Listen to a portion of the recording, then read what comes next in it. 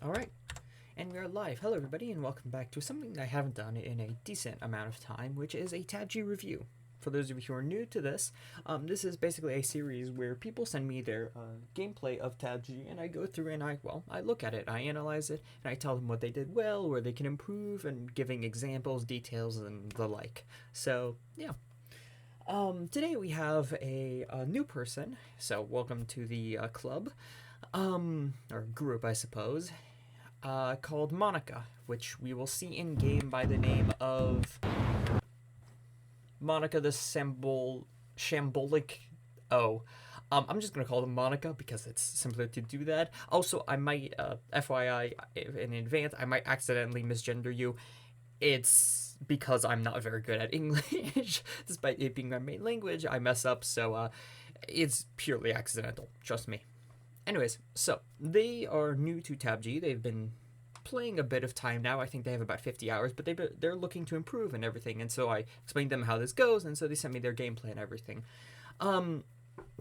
And so far from the quick first initial watch that I did, they're pretty good. So what I'm going to be doing is I'm going to be giving more like higher level stuff. So I'm not going to be telling you like press E to interact, press tab to open menu, did you know you can holster your gun, etc, stuff like that. It's going to be slightly higher stuff like what weapons you want to use together and stuff like that.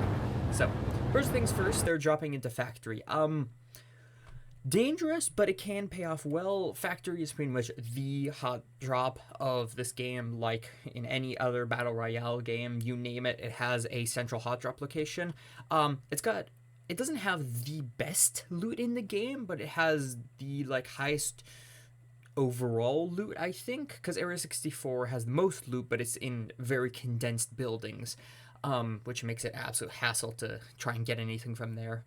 And then you have somewhere like Shack, which is one small area in Finland and everything, whereas this has a lot of loot, but it's over the entire POI, so it's pretty evenly spaced. And right here, if you were paying attention, you saw we have 1, 2, and then a third laggy person over to our right here. Very first things to keep in mind, you usually want to pay attention to this because this can give you an idea of who's dropping in and like what the organization is. If they're dropping like pretty separate from each other, there's a decent chance that they're probably not on the same team. If they're dropping like not right on top of each other but with like a tiny bit of distance between them, there's a decent chance that they're dropping on top of each other and then they're going to split afterwards. And if it looks like one person is chasing another, then it's possible that they're a duo, or like part of a team or everything. And so right here, you see smoke plume. I'm signaling with my hands. I don't have a fucking camera. Anyways, you see them with the smoke plume that's on the roof of this building here, which means that they're going to be up about 3 seconds faster than you, which is something you need to keep in mind because you are literally defenseless and a lot of guns spawn on the roof. So that means that you usually you're going to want to like get looting and very quickly because you have at maximum about 10 seconds before they see your smoke trail and then jump down and gun you. And as we can see here, in about 10 seconds, yeah. Alright, pretty good fight. PPSH here is showing why it is such a good early game weapon, because you can pretty much just hold down the trigger button and kill people. It's really good for that. Later on in the game, it falls off because it gets outscaled in terms of damage and in terms of like usability, but early on it's pretty good for stuff like this. As for the actual gunfight itself, it's pretty decent. I'd say you're really close to them, which is usually something you don't want to do. The PPSH it's not listed anywhere, it's not obvious, but the PPSH actually has pretty good range and fairly low hipfire spread, which means you can use it at a tiny bit further distance. You're going to miss some bullets, but you have 71 bullets, so it's not super relevant. But overall, that's pretty decent.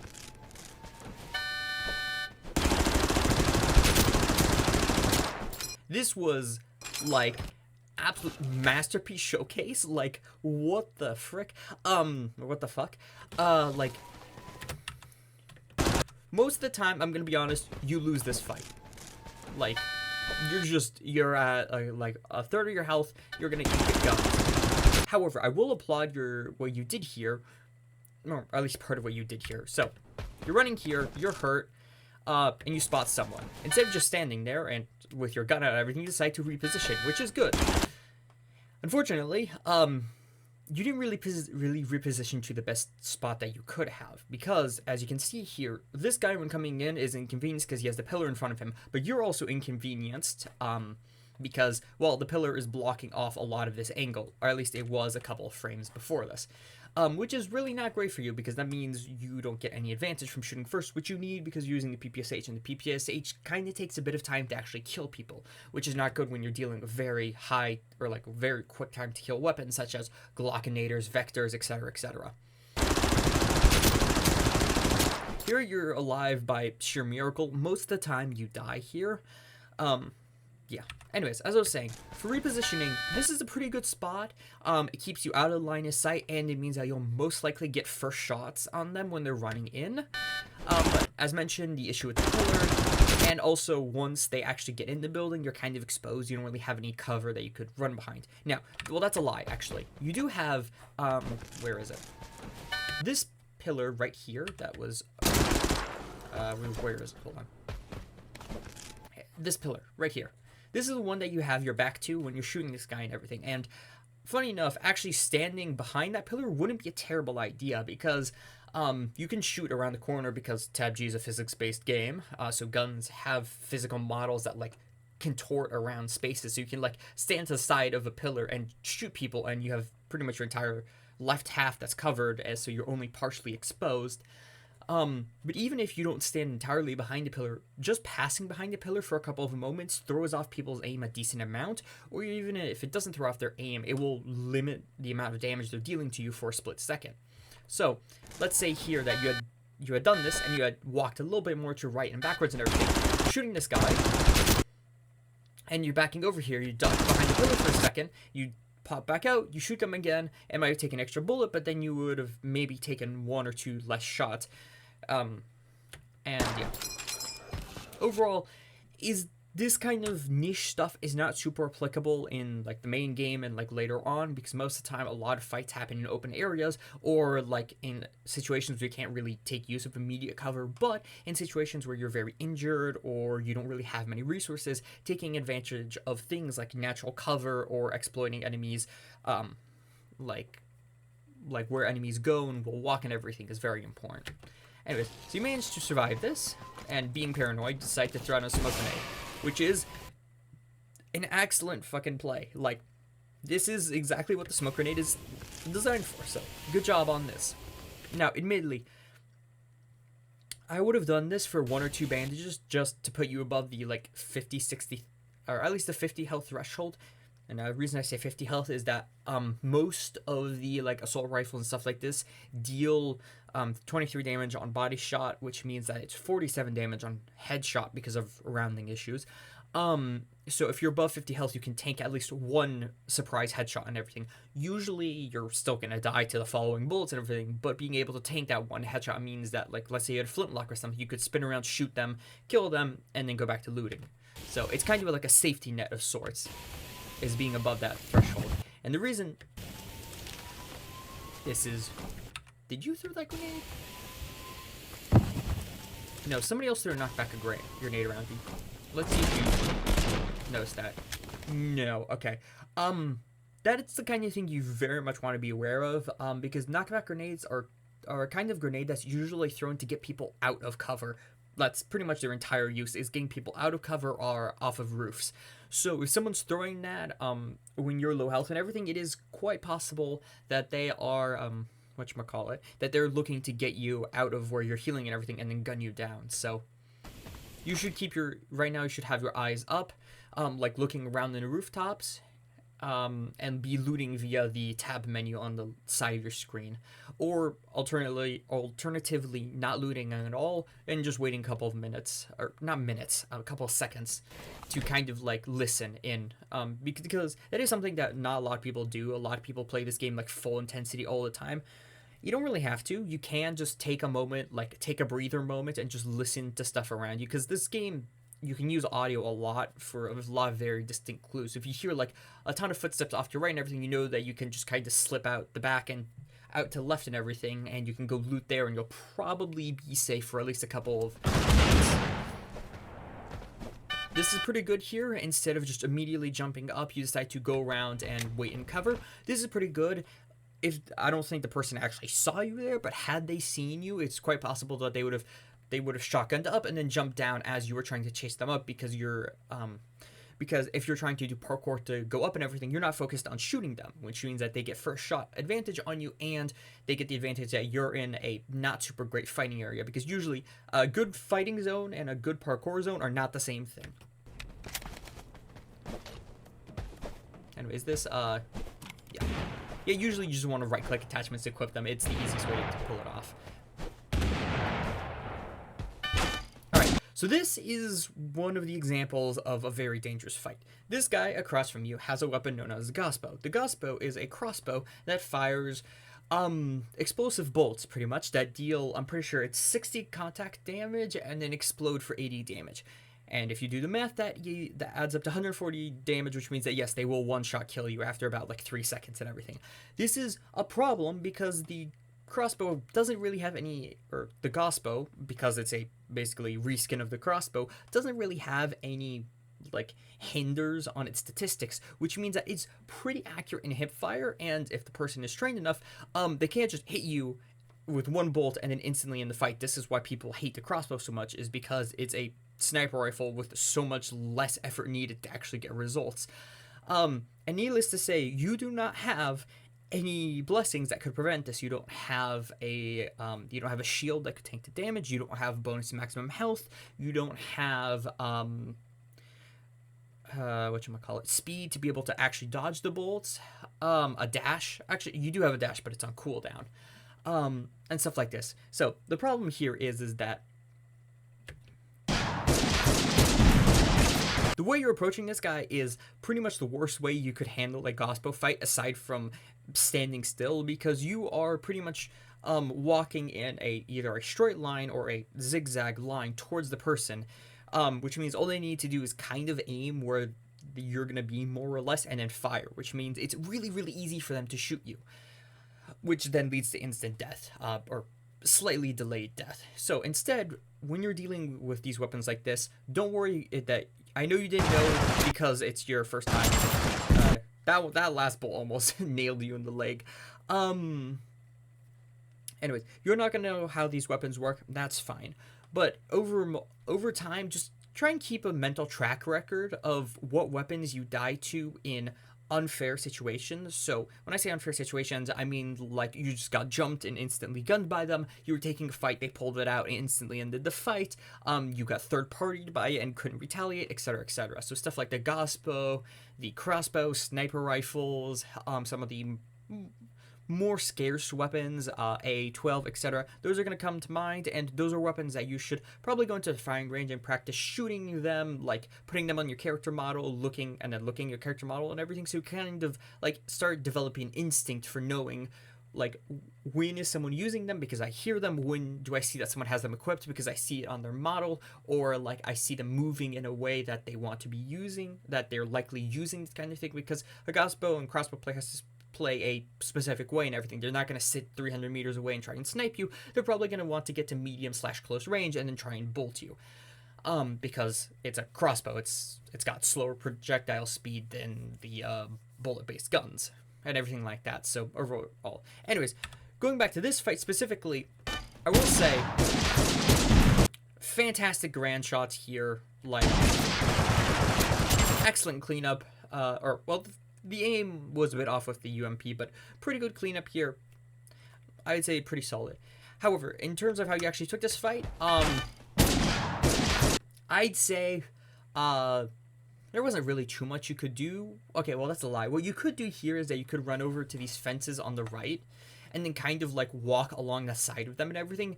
You can't shoot through these fences, so this guy can't actually hit you and everything. Meanwhile, you can jump up and shoot him. You can or you can drop down, try and come around and shoot him.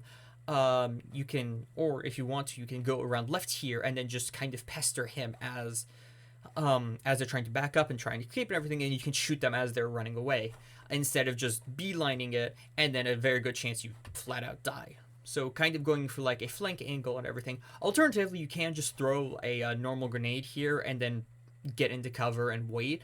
They're gonna have to escape the grenade, which means that it buys you a bit of time to reposition and try and get closer to try and take them, to try and get a couple of shots of them while they're off guard. Well, yeah, off guard / not paying attention to you. That's the main way you want to deal with these kinds of things, because just charging at them like this will get you killed once the player has a tight, like, even like 5% more experience than this guy does.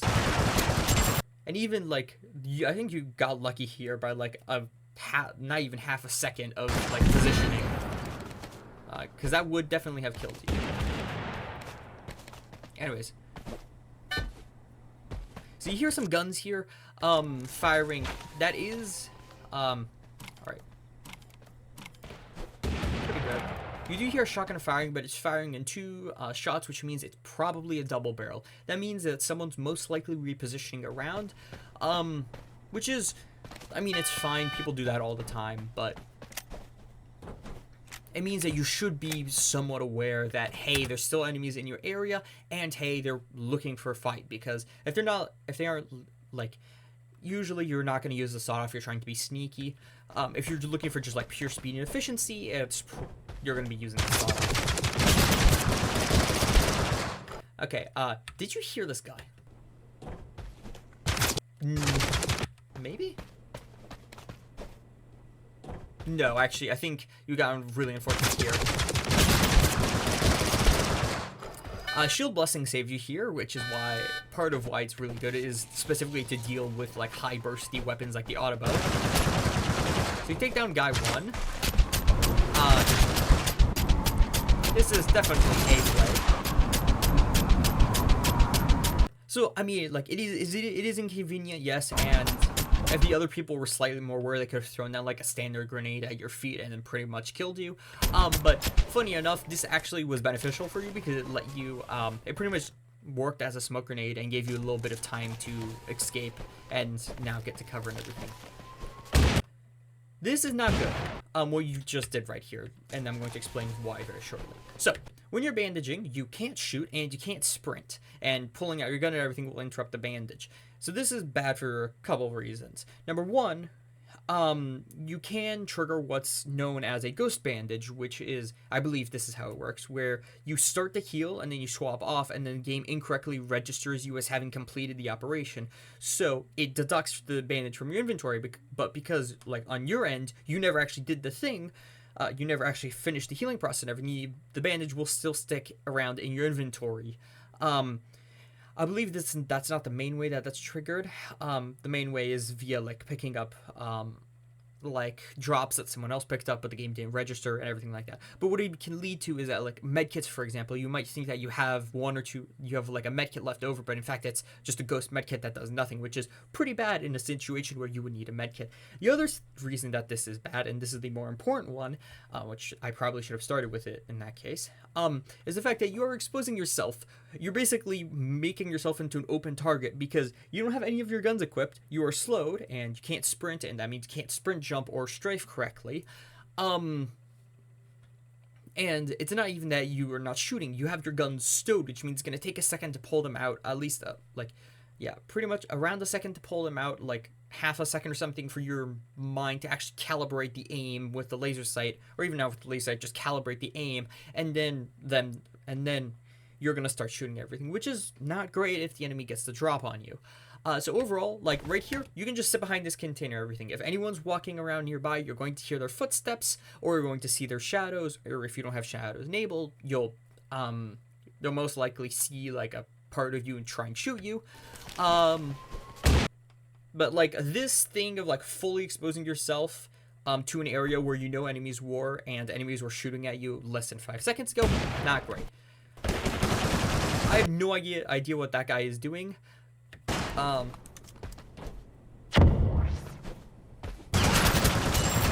Oh, yeah, it is Joe Dark. Poor guy. But you do manage to get a solid beam on him and take him out. So, well done. Alright, so you drop the Garand for the AK.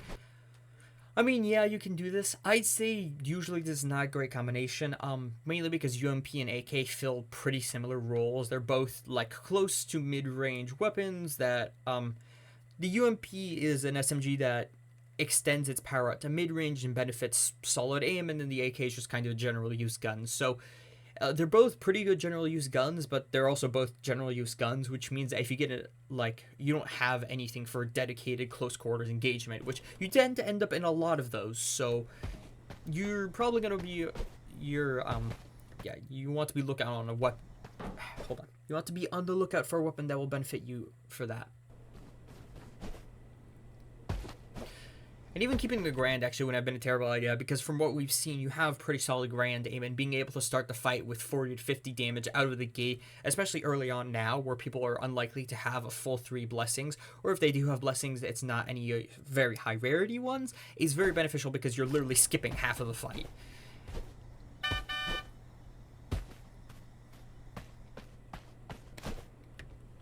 Okay, so we're going to fast forward a tiny bit here. You're just looting around and everything. Sorting your attachments, all that. It's pretty good looting. You do look at the ground a bit much, but I'd say for being new, it's nothing terrible. It's something that you'll develop an instinct to either loot via your inventory or, like, be a little bit more prudent with your thing. Okay, this right now, a Vector AK, very solid loadout actually. This is an improvement on the previous loadout because now you have the Vector, which is a dedicated close range weapon, and it excels at those close range engagements. And then you have the AK for medium range engagements and close range engagements if you miss all of your Vector bullets, or you're out of ammo, or you don't have time to swap over. So this solid loadout.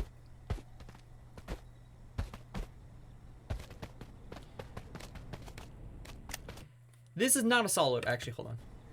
Is that? Oh, that is a foul. So funny enough, over these two options, you probably want to take the foul instead of the Kar98, and I'm going to sound insane, but here I'm going to explain why. So the Kar98 is a sniper rifle, or as I explained my reviews, a long-range weapon. And the trick with long-range weapons in this game is that they sit in a very particular category. Because unlike other traditional shooter games where long-range weapons are kind of just like an evolution of the mid-range weapons and everything, long-range weapons in this game are very unique because of the fact that they really don't have that many penalties, they don't have too many penalties at closer ranges. There is no hipfire inaccuracy, there is no, lowered movement speed when you equip them, there is no, requiring you to aim down sights and everything. You can literally just walk up to someone with a musket and point blank them, and that's just something you can do in TABG, unlike other games. But long range weapons also have the reason that they're in a separate category is because of the fact that they're able to fight at a range that most weapons can't really fight at. And yet again, in other games, this is either done by damage fall off or like bullet spread or recoil and stuff like that. But in this game, it's literally done by usually it's a mix of bullet speed and weapon inaccuracy, but bullet speed to the point where you actually have to be aiming pretty substantially above your target. Like if you try to hit someone at long range, let's say 80 meters with a Vector, you have to do a lot of compensating, predicting, and you're not going to be really doing that much damage to them because of it. And even the same thing if you take an AK, for example, you're trying to snipe someone at 100 meters with an AK, you're not really going to get very good results because the bullet isn't super fast. The gun is not really designed for it. So unless you're one of the few people who puts in semi-automatic mode, you're going to have to deal with the kick of bullets and everything. And even if you can and then there's also the recoil if you're trying to fire in bursts, which is not great. Where meanwhile, all the snipers and everything are built for those longer ranges and everything, so they kind of run the space. For example, like an AK versus a Kar98 at 80 meters, the Kar98 almost always wins that fight unless the AK user is absolutely top-notch player and everything. Now, the problem with this is that because these long-range weapons are so good at their job, they can't really substitute into other roles. For example, the Kar 98 is kind of difficult to use at medium range because you really do need to ADS to be able to use it well, because unless you have a very good monitor and excellent eyes, it's kind of hard to hip fire people with it. And even if you are trying to hip fire, the whole your gun wobbles around while you're moving and everything, which most of the time if you're in a mid-range fight you have to be moving, otherwise you're going to just get the gun down, means that you kind of have to be ADS. But the problem is when you're ADS with a sniper rifle is that you're not moving nearly as much as you are when you're just hip firing, and you have to dedicate your focus to aiming, which is not good, because if you're focusing on aiming, you're focusing less on moving, which means that the enemy can get a slew of damage on you. So even if you can hit them for 78 damage, for example, they can just retaliate with like 80 damage, and it costs them, and they have the advantage. And the problem is if you peek out to try and get a second shot, you have to land that second shot, and it's a lot more difficult to do that because, yet again, sniper rifle, the long range weapons are designed for long range, so they're usually bolt action, which means slow fire rate, singular projectile, small magazine sizes, so you have to reload them somewhat often, less so with something like the AWP, which has like 10 bullets, but even then you still have to reload it pretty often.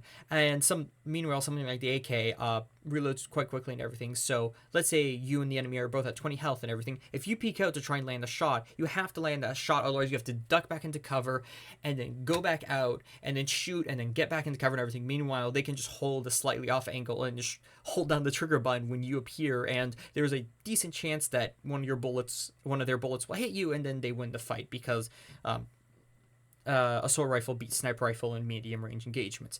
So the reason I'm explaining all of this, and I know I'm going on a bit of a rant here, this is to say the fact that usually long range weapons need a suitable companion weapon to actually work with them, and usually it's something that can work well in medium range. So for example, Kar 98 plus AK is a pretty common combination that you will see, and it's because Kar 98 handles all of the long range fights, AK handles all the medium range fights, and then AK can also double up and work pretty well in the close range fights. But also, if you're running Kar 98 AK, you have the advantage of the fact that Kar 98 is very good at pressuring enemies. So you can basically make your own distance. You can zone out enemies. If you play fighting games, you'll know about this. You can zone out enemies and keep them at a distance that you want them at, not the distance that they want to be at, because if they try to get closer and everything, you're just going to nail them in the face with 78 damage and then swap over and pretty much instantly kill them. So that's kind of the reason that you would want to run Kar 98 AK. Now the problem is, as you see here, they instead decide to go Kar 98 Vector. Now this is not the worst loadout in the game. If you're very good at like quick scoping, for example, or hip fire sniping, or something like that, or if you had something like UMP, this would actually be a pretty decent combination, because you could use the Kar 98 at medium range to start fights, getting a massive damage lead on your opponent, and then you can use the UMP's increased range compared to other SMGs to land that bullet and actually kill the target.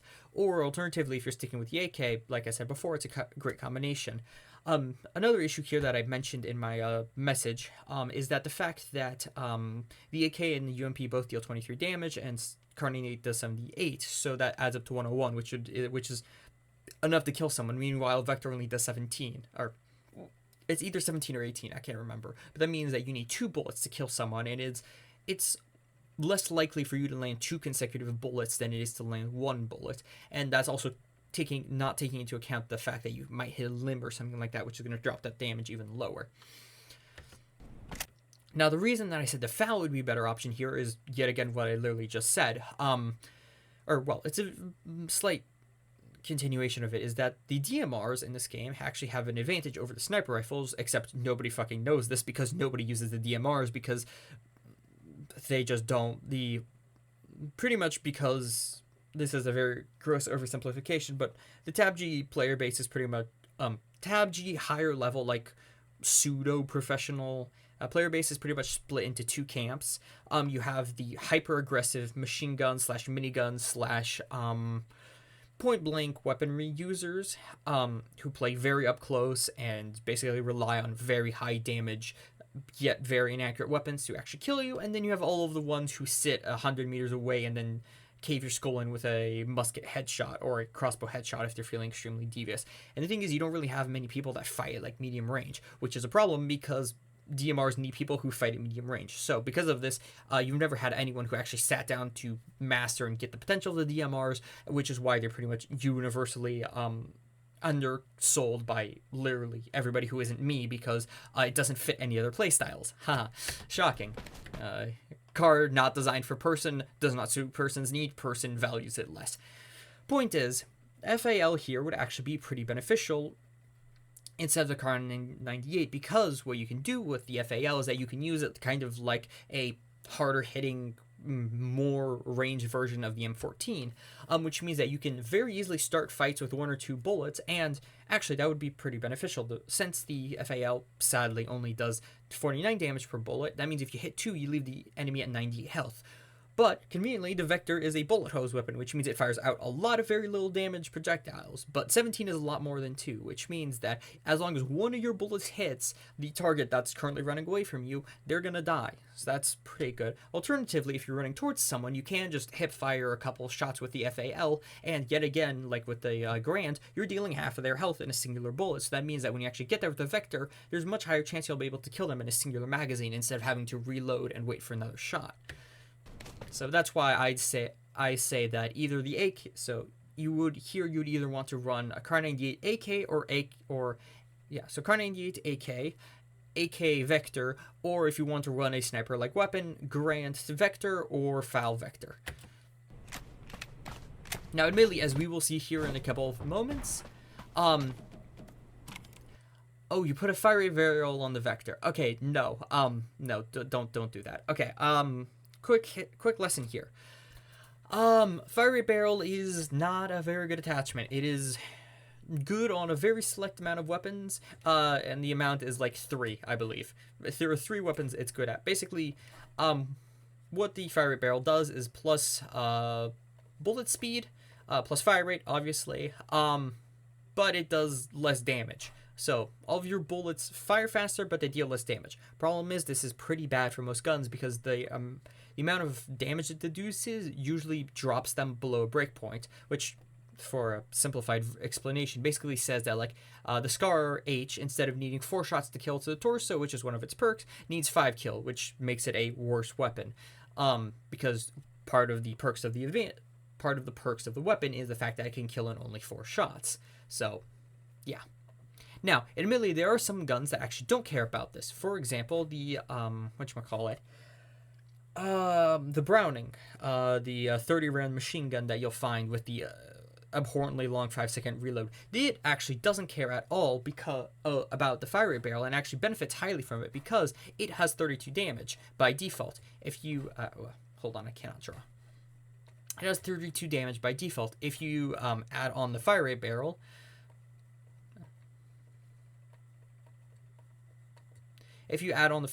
this then becomes 27 damage. But as you can, if you've done basic math, and I hope you have, this still takes 4 shots to kill, and this still takes 4 shots to kill. Except for the fact that now you're shooting it's like 20 to 30% faster, which is really beneficial because one of the Browning's worst qualities is the fact that it has really low fire rate. So for something like the Browning, or no, it's not the Browning, it's the BAR. The BAR is what you want. The Browning is a 500 round machine gun, or anti-air machine gun that, I mean, I suppose you can put a fire rate barrel on it, but at that point you're just asking for trouble because of its recoil issues. The BAR, so. BAR, this one. This is the gun that you want to put the fire rate barrel on, and this is the math why. So that's one of the few weapons that it benefits from. There are a couple more, like I think the MP40 benefits from it because the same case of dealing 32 damage. The Luger, no. The revolver, yes, actually, for example, I believe that the revolver does 32 damage, so same thing, it goes down here, but you can just fire it faster now, which is pretty good since it has a pretty short reload and everything like that. Anyways, but the Vector suffers from this because it now takes an extra bullet to kill with a vector, which, considering that you're taking a gun with an already very high fire rate and you're making that even higher, that means that it's much more uncontrollable, which means that it's actually less likely for you to hit your bullets, which is not something you want. It's not something you want considering that you now need more bullets to hit people, so it's a double whammy. You deal less damage, and it's harder for you to actually hit the bullets you need to make up for that loss in damage. So, yeah. But it's fine. Nobody explains this to you. The game doesn't tell you this and everything. It's just something that you learn either from someone like me telling you or just from playing the game. Very nice. Very nice. You could have probably just shot them, but...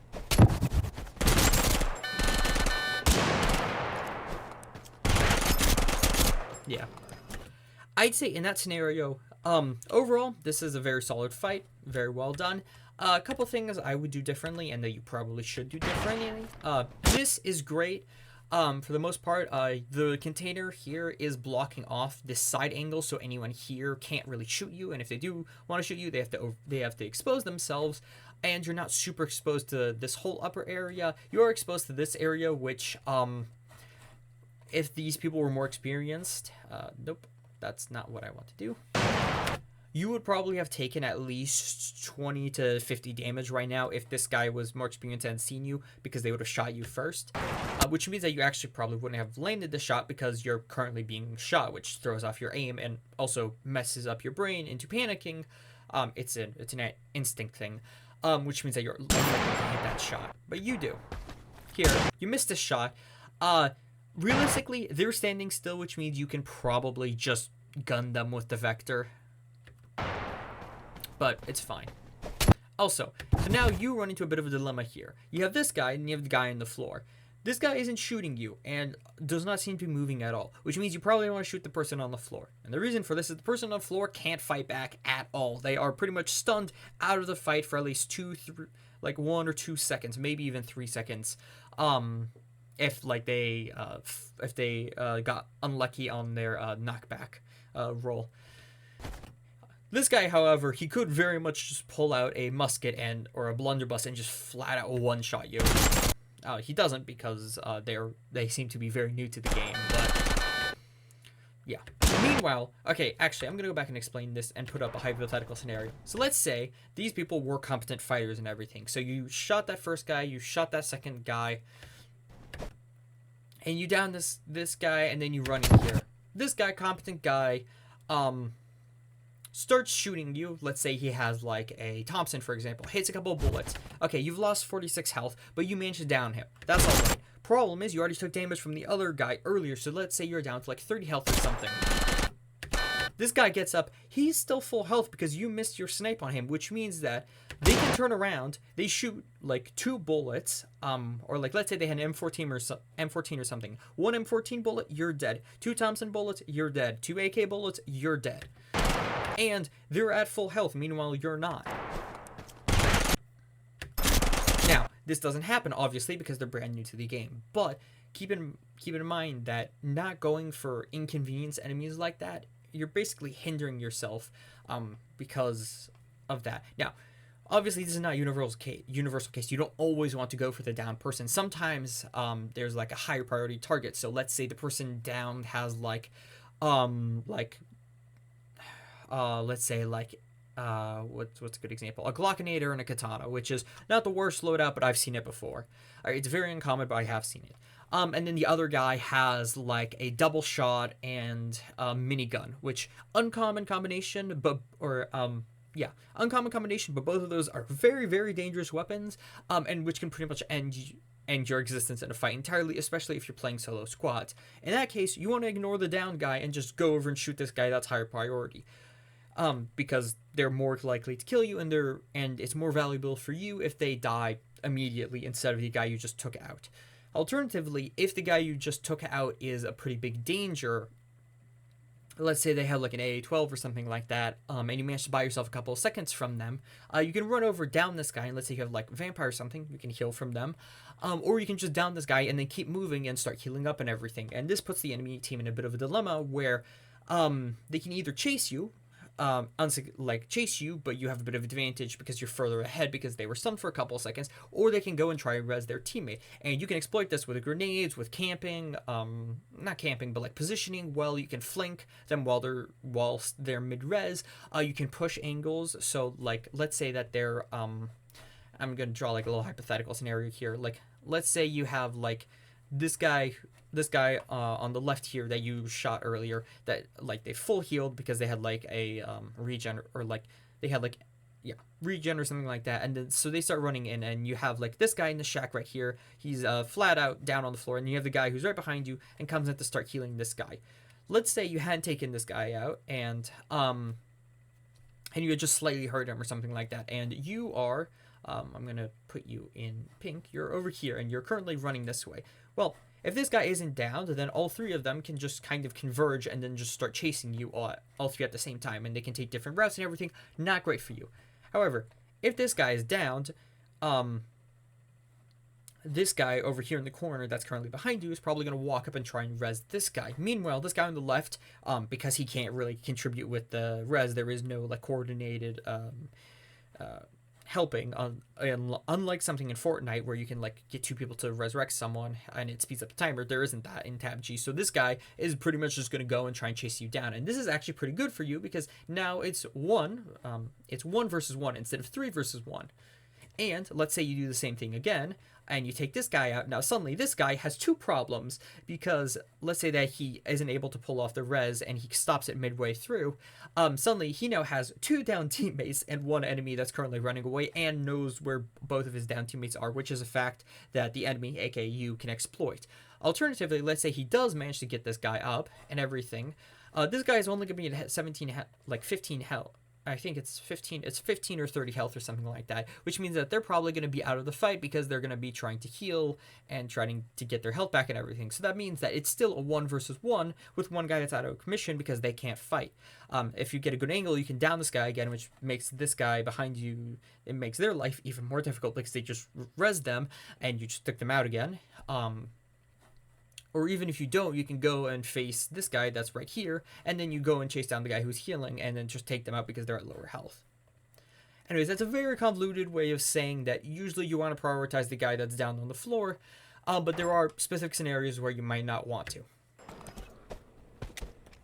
Now this is pretty good, actually. I will commend you for this. You've taken out a couple of people, and now you're getting high ground because it's better to have high ground as a sniper rifle because it's easier to line up shots, harder for people to hit you. You can make like little pixel angles that are really fucking annoying for the enemies, but you get like a clean shot on them. And it's also good for just kind of like surveying the area and bombarding grenades. Obviously, grenades suffer from gravity, so throwing grenades downwards is always better than throwing grenades upwards.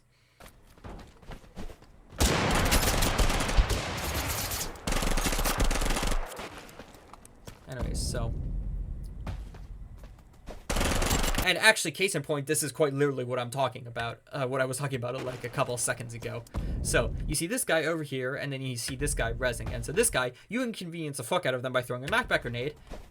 And you run over and kill this guy. And now this guy, knocked out on the floor. And boom, you managed to get a free kill because he was too busy focused on rezzing his teammate. So yeah, quite literally that principle that I was talking about, you pulled it off here. It just took you a bit to do that. So taking advantage of stuff like that is absolutely critical for playing solo squad. You are at usually a pretty big numbers disadvantage. You're always at a numbers disadvantage. You're also usually at a firepower and positioning disadvantage because there's one of you and up to 4 times as many enemies. So you want to take advantage of every dirty trick, tactic, mechanism, method, tool you have and everything like that. And like exploiting how players play and how they rely on other people as part of that.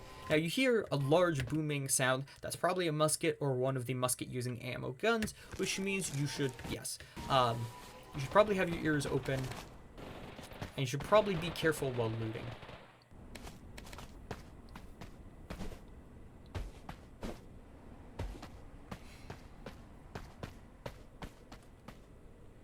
Alright, so it seems like they're fixing something off screen. Suppressor on the, whatchamacallit. It's not a terrible decision, actually. It's pretty good.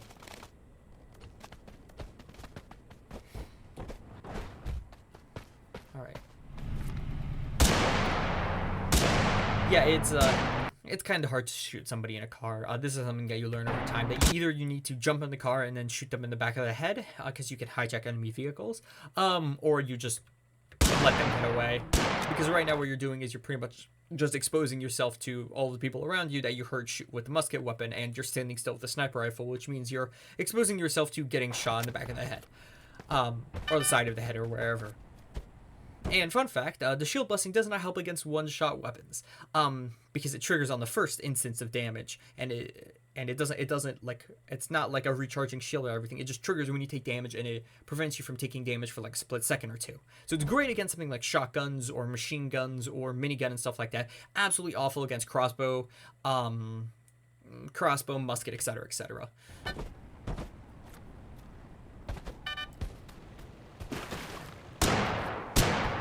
Pretty good shots. You're moving up here. I like this. You have your weapon stowed, which means that you're running faster. This is excellent. Most people, it takes them a while to pick up on this, but it seems like you just know this, or you've learned this. Spray does not help you. I'm gonna be honest here. Spray absolutely does not help you at all, because the sniper rifles do not benefit from spray almost at all. The DMRs do, though. So if you had like the Grand or the Foul, excellent choice. But keeping in mind that this only benefits one of your two weapons, which is the Vector. So, okay, that's a lie. It does technically benefit the Kar 98, but the way that the Kar 90 operates, which is lining up shots and trying to like land precise aim shots and everything and stuff like that, means that you're rarely firing at the maximum fire rate, because there's a built-in delay between when you're firing and the delay is you're aiming, you're trying to line up a shot. So it's not super beneficial. Now, absolutely fantastic. I will say, your aim with sniper rifles is on point. It's excellent. And you do know how to shotgun. Excellent, yes. All right, very good kill. All right. Now this right here is quite literally an explanation and a perfect example of why I was saying that Vector plus Kar 98 is not a great combination. You are currently at a mid-range fight. I'd say this is between 20 and 30, maybe 35 meters. And you managed to land a bullet on the guy, but it doesn't really do much because it's a Vector at medium range. And you also have a fire rate barrel on, which complicates things. But even then, this guy's actually managed to get a decent amount of damage on you. As you can see, he's taken off about a third of your health bar, and you only managed to get one shot on him. Now, admittedly, he's probably under like 9 health or something like that, but 9 health is still more than 0, which means he's still shooting you, and he's still dealing damage to you. Meanwhile, if he had something like an AK or UMP, he would probably be dead, or if not dead, you would most likely have been able to land a second shot. And this is why it's better to use medium range plus sniper rifle combinations to deal with situations like this. So yeah, this is a great example of your reaping the consequences of the actions you took. So yeah, this is pretty good. However, I would say that throwing well, no, I mean, you do manage to kill him, so it's all right. But usually in that situation, like some kind of offensive, like a damage grenade would probably be better than an implosion. Mainly because implosions are very valuable and you usually want to save them, but also because it's not always super consistent for an implosion grenade to actually get to pull someone off of a revive, and they might still get the person up, which they're still both going to be stunned, I think. But even then, you still have to shoot 2 people, and it's quite possible that one of them like wakes up and then one shots you with like a flintlock or a shotgun or something like that. It's Taji. It's a very unpredictable. Yeah, this is a pretty good combination, I'd say. You still have the bonus speed, which makes up for you losing dash.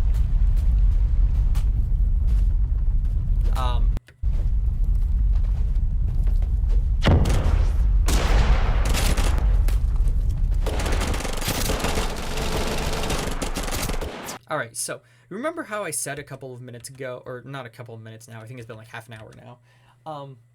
Yeah, it's been half an hour. My god.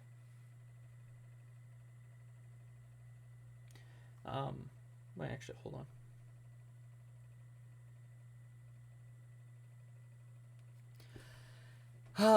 Anyways, as I was saying, I said a tiny bit earlier that sometimes you just need to take breaks in Taoji and just listen for stuff like that. This is one of those moments. Usually after a fight, you want to, well, what I like to call the 3 principles of looting after a fight. Which is, it's not principles, it's kind of just like instructions of things you should do, and in a very specific order. First of them is get to cover. Usually because mainly because TABG is a battle royale, and battle royales are notorious for third parties, especially in a game like this where there is a very high amount, like there are a lot of there's a lot of very high mobility, easily accessible to the player via blessings, grenades, vehicles, and stuff like that. So being third party by someone who didn't even know you were there 30 seconds ago but happened to see a couple of bullets flying around in the distance and stuff like that is very likely and will happen to you, and it fucking sucks. So usually you want to get to cover, because if someone's looking around for you, they're not going to spot you. Like if they walk into the fight scenes, it's unlikely they spot you before you spot them, because they're going to be making a ton of noise arriving either via running, launch padding in, or driving, or taking a vehicle to get there, and you'll get first shot on them. The other reason is that, people do throw grenades and stuff like that around and everything, and usually clearing the area of where those potential threats could be, even if you kill them, because they could have thrown it right before you die and you don't realize, and you get and you take 32 splinter bullets in the back of the head as you're trying to loot their corpse. So yeah, usually that's why you get to cover. So first thing is you get to cover. Second thing, you heal up. Ideally you heal up back to full. This is not always doable. Sometimes you down someone and you get to cover, and you can only heal up like 30 health, maybe 40 health, before you have to pop out and interrupt a res happening. That's fine. Usually you want to heal up at least somewhat, and I'd say like 20 or 30 health is usually the bare minimum. So like one bandage. Usually there's not enough stuff that can happen in the time where you're using a bandage. The enemy team just doesn't have enough time in that window for them to actually really be able to do much. So you'll get like 15 health back more if you have more max health, and you'll be able to get back into the fight. Yeah. And then the third thing you want to do is you want to then go loot. But usually if you're looting the site of an active, or what was recently an active scene, you want to loot very carefully. So either you can use something like a smoke shield or a wall grenade. You throw it down on the person's corpse and then you loot from inside it. Even if someone does see you with the wall or shield grenade, they can't shoot you. And with a smoke grenade, it's going to be really hard to hit you. And then on top of that, if you don't have any of those, or even if you are using those, what you can do is just prone on the ground, because for people who aren't super experienced or who aren't paying attention, you can just look like the corpse that you're looting and everything. So they're going to either not see you, or if they do see you, hitting someone who's prone on the floor is really not super easy to do, because this is Tab G, where precise aiming with automatic weapons is not a strong feat of most players. So you might get shot, but it's not going to be the same thing as you standing still out in the open, like waiting to get headshot and everything. You're down on the floor, which also makes it harder for enemies to shoot you, because your head isn't as exposed. It's parallel with the ground, so they might hit like a limb or something like that, which is beneficial for you because limb shots take less damage. So you might only lose like 30 or 40 health at the from getting ambushed, instead of like 60 or 80 or all of your health. Anyways, yeah, if you hear anything that sounds like whizzing or something that doesn't sound like nature sounds, it's probably someone shooting, and if you hear it right next to you, it's probably someone shooting at you.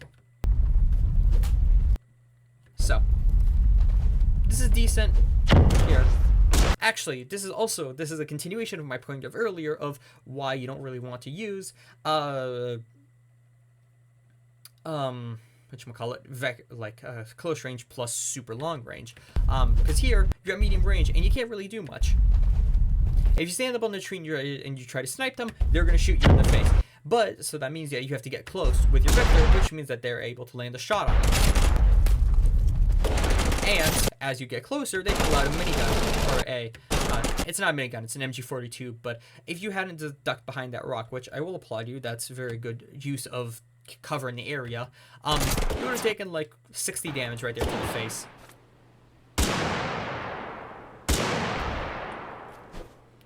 Alright, let's see. Impulse grenade. Not bad. This guy dies like 5 times. It's kind of insane.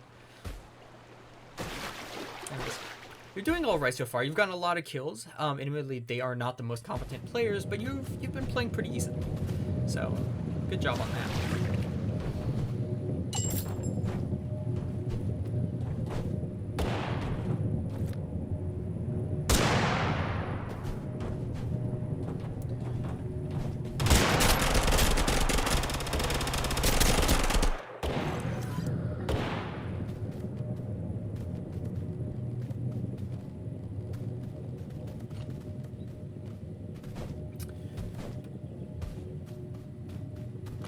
Okay, so this is where things start going wrong, I'm noticing.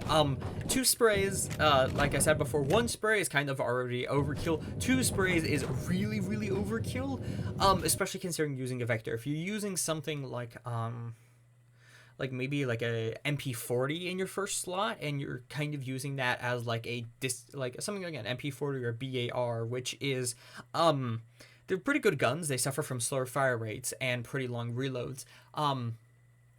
So if you're using those in your first slot and you're using the Kar-98 as kind of like a supplementary, like long range damage dealer to start fights, and then you rush in, that would be fine. Except you're not. You're using the Kar-98 as one of your main weapons. So right now you have 2 of your 3 blessings, which are mostly benefiting your non-primary / backup weapon. So it's not a very good distribution of power, pretty much. Anyways. Lag here. Yeah.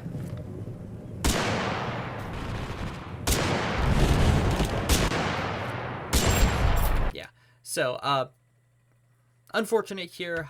You take a musket to the face. It happens.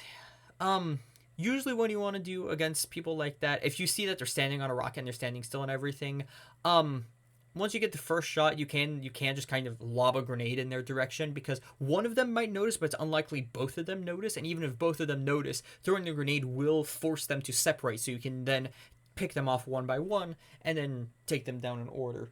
So yeah. Anyways, that's the end of this game. Yeah, pretty good. Now I will say, overall, I say this is solid gameplay. Does it leave somewhat to be desired? Obviously, yes, you're pretty new at this game, so that's part of it. I'd say the main things you need to improve on so far are, number 1, I can't really order them, but overall, like, so far what I'm talking about, your weapon combinations, I would go into the firing range and just like kind of like practice. Well, no, because you can't really get a good assessment of the fire range. Okay, I would say as a general rule of thumb, I know B-Eater is going to say like, ooh, you should avoid using long range weapons because you're new to the game. From what I've seen, you already have a pretty good grasp of how close and medium range fighting works. So you don't really need to. Yeah. You can use pretty much whatever you want, but overall, I would say if you're going to use a long-range weapon, you need to have a medium-range weapon with it. That's pretty much a general rule. So if it takes big ammo, it fires big bullets, and it's slow and bulky, it's probably a sniper rifle. Maybe it's DMR, but if it's bolt action, it's probably a sniper rifle, and you should probably use a mid-range weapon, usually one of the assault rifles with it. And then usually if you're using a close-range weapon, you want a medium-range weapon or a whatchamacallit, or like some kind of utility melee like the katana. There are some people who use like a close range weapon plus a katana and actually try and kill people with the katana, which is not recommended, but you do you. So there's that.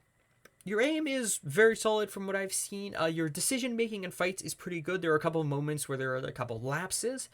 And it gets a bit hazy. You also put yourself in a lot of danger. I've noticed that. I don't know, maybe it's because you play on lower audio or because you're new and new to the game, but there are a couple of moments where you very much quite literally face check someone around a corner or dropping down or something like that, which is usually not very recommended in this game unless you're using something like the blunderbuss or like the Glockinator, and even then it's still not great to face check people, especially not face check with them having the advantage in the first shots. So yeah, not great. As on how to improve that, I'd say just be more aware and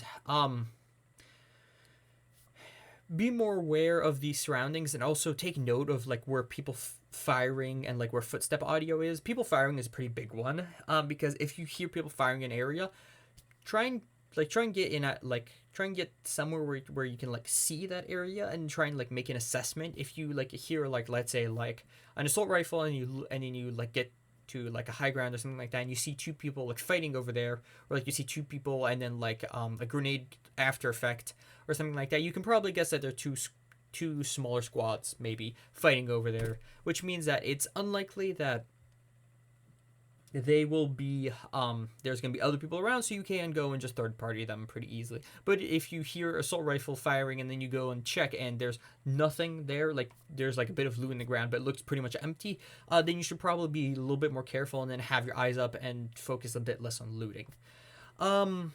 Let's see, as for combat, your aim is on point, I'd say, with the sniper rifles and with the submachine gun. The submachine gun is lacking a bit. We saw this mostly early game with the PPSH and the not the Thompson, the UMP. With the Vector, it was pretty good, I'd say. There were a couple moments where it was a bit lackluster, but those were at like longer / medium range fights where the Vector naturally kind of struggles, unless it's on burst fire. But nobody uses burst fire, so that's kind of irrelevant. Yeah. I don't know. This was an interesting video to review. Unfortunately, because you were dealing with not great enemies, it's kind of hard to point out a lot of your mistakes, because your biggest mistake so far was mostly here, where you face checked a musket, and then all the other face checking you did, but that's pretty much it. So I would very much be grateful if you recorded another one of these videos and then sent it to me, or just sent it in the TabG channel, for me to be able to review, because yeah, like I'm able to get some information out of this, but I haven't seen I suppose the way I put it is, I haven't seen enough of you fighting difficult fights to see where your habits start to fall apart and where you start making like innate mistakes, and that's the kind of stuff that I can improve on. I can help with and everything. But yeah, actually, hold on, I did say in my message that you did need to work on your movement. Part of it is like the strafing, is actually like the approaching targets, like the whole fight with the part of it is like how you approach your enemies, like this for example, and later on with the guy that you knockback grenaded, and then all the people over here that you kind of ran at. I mean, you ran at them pretty fine, but you tend to not make super great use of cover when approaching. Okay, no, you do, but it's inconsistent when you use cover and when you don't. And I think that you have a tendency to not use cover against enemies that you really should be using cover against. But as for like actual movement in gunfights, let's see, hold on.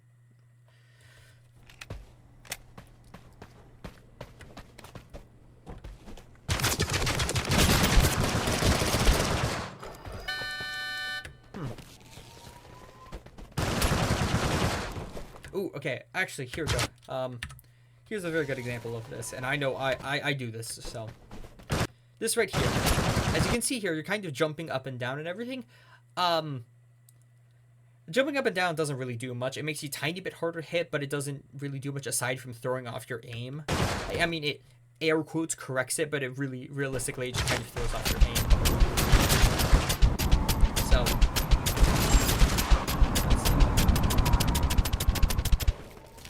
This was a section here, and then I know the fight with Joe Dark you had. No, he just kind of killed guys.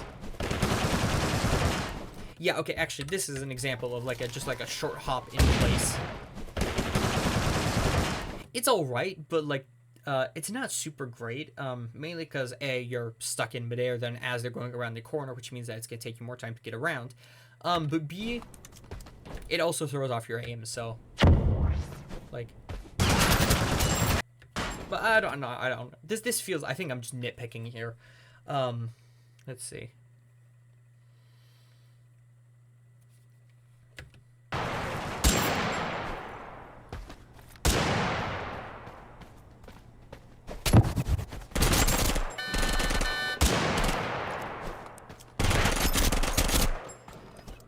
Yeah, okay, no, that was mostly nitpicking on my end, in that case.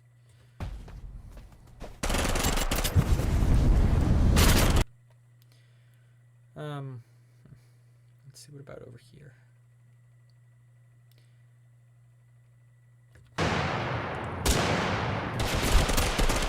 Okay, no, actually, hold on, you do this, here you're pretty much jumping in place, which is not great because, as I mentioned in my message, you're kind of just exposing yourself, and making it really easy for you to get shot, because you're not actually moving very much on the enemy screen. So either kind of just like strafe on the ground, or if you're going to strafe, jump, like, make sure to jump all the way to one direction and jump to the other. All right. I think that's mostly it. I'm gonna call it here. Thank you very much for sending this in. And yeah, if you have any questions, just ask me.